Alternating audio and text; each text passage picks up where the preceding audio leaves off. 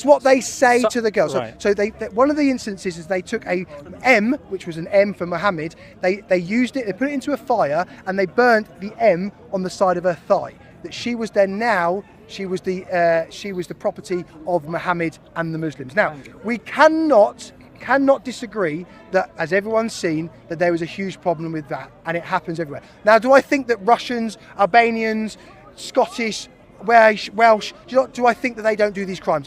Absolutely, of course they do. But you've got to look at the statistics of these places. When you have a place like Telford, when you have a place that has a very small minority of Muslim men in that community, you take away the old people, you take away the women, and you take away the children, 65% of men in Telford who are Muslim participated in the rape of young white girls. Now that, as a statistic, is an issue. So I agree.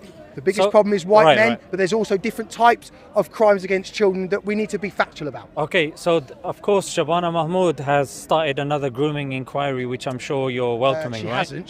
They've actually. She's announced it, right? No, she's actually, what they've done is they've actually gone against it, and they've actually voted against doing a grooming inquiry, and therefore Labour now will not proceed with the grooming inquiry. And I'll tell you why. Do you think there should be one? Do you know why they do that? Because every single place that has the highest number of Pakistani grooming gangs is all Labour run. So the councils are Labour run, and it's basically they're worried about the Muslim vote. Up until the Green Party, the Green Party have taken some of the Muslim vote now, but up till a few years ago, they took the Muslim vote. Now, they're scared to go against that grain, saying, there is a problem in our town. There is a problem with Pakistani men doing this to young girls, because they think that they'll lose the vote, which will then in turn lose their jobs. So no, there isn't an inquiry, and I think that is an issue, and there should be one, of course. Okay, so that's. I know. Let me talk to him, bro. Right. Okay. Okay. After, yeah? So obviously I'm listening to your. Live, yeah?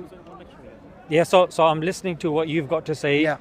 Because you obviously are very instrumental in. I would say you're very close with Tommy, and you're instrumental in his marches and the like. So, I wanna hear that. I mean, you got the cameraman here as well.